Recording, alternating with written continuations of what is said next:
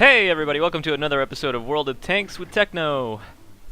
Today, what I wanted to show you was the KV-2. That's right, the king of Derp. So I had previously unlocked this way back before they actually made this a separate tank, and I enjoyed it so much, I thought, you know, what the hell, I'll go ahead and rebuy it and make some videos with it just because of the sheer joy I get from playing this tank.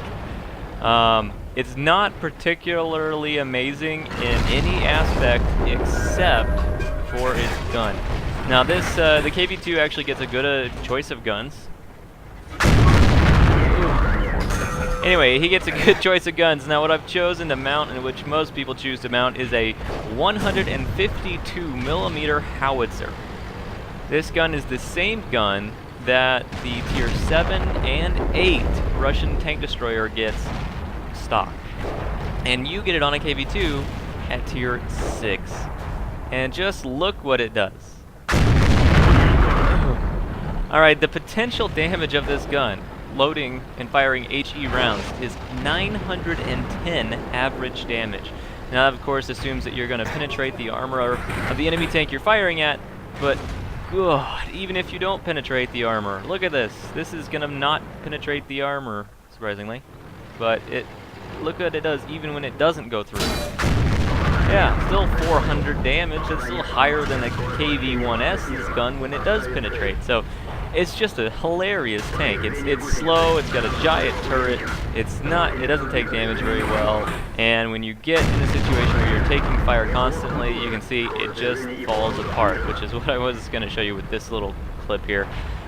This is a clip of me with the KV-2, and you can just see it's just falling apart, right?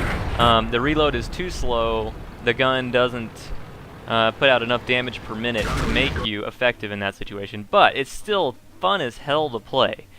So anyway, on average you do about 200 to 500 damage with this gun. However, if you get a good shot, it can do up to 1100 damage. Now remember, this is a Tier 6 heavy tank. So 1100 damage, let's see. My total health bar on this tank is 860. That's right. If I pin, I basically have a chance to one-shot any enemy tank I'm firing at that's at least Tier 6 or lower. So it's just a fun tank to play. Anyway, so the first video was really trying to showcase what happens if you get yourself in a situation where you are going to be taking fire constantly, because the KV-2 is, for many ways, a very, very good tank, but if you get surrounded and if you don't have friendly tanks near you, it just dies. It just does not do well. It's not going to be some tank you can take out in the middle of nowhere and, you know, just roll across the field. You know, you're not going to really bounce shots, and your reload is almost 22 seconds, so it's not a tank you want to do anything by yourself with. It's a very good support tank, and you almost want to treat it like a artillery piece that's been strapped to a heavy tank. But in the right situations, against the right type of enemy vehicles, especially light-skinned enemy vehicles, it can do magic. So that's what this video is about, guys. Sorry for the long intro there, but this video is all about the KV-2's fantastic 152mm derp cannon. Alright, we have a light-skinned PZ4. 730 health.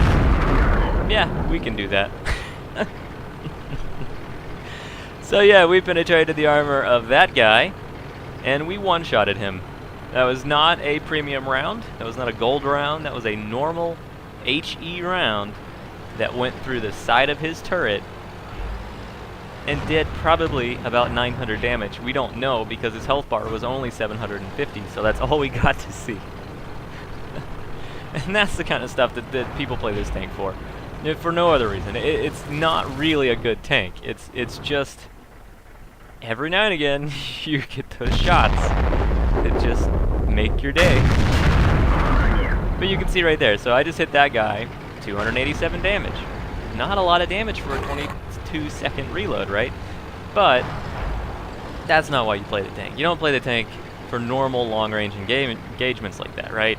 You play the tank to take advantage of people with light armor. Now, something that's important to know is HE rounds in this game do more than just damage. You know, an armor-piercing round goes through, if it hits a module on its way as it travels through the tank, you get module damage. If it hits a crew member, you get crew damage. An HE shell, even if it doesn't penetrate, hold on, wait for it. Oh, 524. Even if it doesn't penetrate, it still explodes on the exterior of the tank. Now, what that does is basically, with a KV-2 loading full HE rounds, you should never bounce a shell. They will not bounce because they explode even if they don't pin. Now, what they also do is they completely wreck the enemy tank. You can see right there. I shot that guy in the rear side. I tracked him. I destroyed his fuel tank and set it on fire and did 300 and something health damage. So that's what makes this tank just so much fun, is not only are you doing just butt tons of damage, you are also just ruining the enemy tank. I think on this replay, when I went back to look at what I had done to this guy, I had, I think I killed 3 crew members with that shot, tracked him, and then, like I said, I damaged his fuel tank, which makes him much more likely to catch on fire, and then actually did set him on fire. Anyway, we did go on to win that game, but I won't make you sit through the last part. It was kind of boring. Alright, so this clip here, I wanted to show you, this is actually the first full game with the KV-2 that I'm going to have on this video. Everything else has been kind of just clips, because that's kind of how the KV-2 plays, is you have these moments of sheer enjoyment, and then you have a lot of other moments that are you know, trundling along trying to find something to shoot at, because it is a very slow tank, and it's a very unwieldy tank. And so you know, some other tanks are actually more fun to play just because you can do more. This thing is more like a ambush kind of tank. You know, you want to set, you want to support friendlies, that kind of stuff. So anyway, on this tank, I do carry 2 premium rounds with this. Premium on this only gives you 136 millimeters of penetration with an average damage of 700 damage, versus the HE, which is 86 millimeters of penetration with an average damage of 910. So it is quite a trade-off, and I'm not actually sure one is better than the other. But one of the downsides of how World of the Tanks works is, by default, it loads your ammo left to right. So you'll notice at the bottom of the screen, I've got those 3. Now, I don't have any armor-piercing rounds, but I did bring, actually it looks like I brought 3 gold rounds, but it has auto-loaded those for me, and I haven't noticed. So it's just one of those things, if I remember, I always change it up. But in this situation, it worked out pretty well. So we have a Chi-Ri, 1250 health. Yep, let's take a good half of that health away. So we did penetrate the Chi-Ri there. Because we were using the gold rounds, we had more pin. It isn't a high explosive round though, so we didn't do as much module damage. We didn't track him, anything like that. But let's see if we can get one more round in before he can get away. He's got 658 health, average damage is 700. If we roll okay, yeah, that was plenty. So yeah, that's why you play KV-2, right? Two-shotting a tank a tier higher than you with 400 more health than you.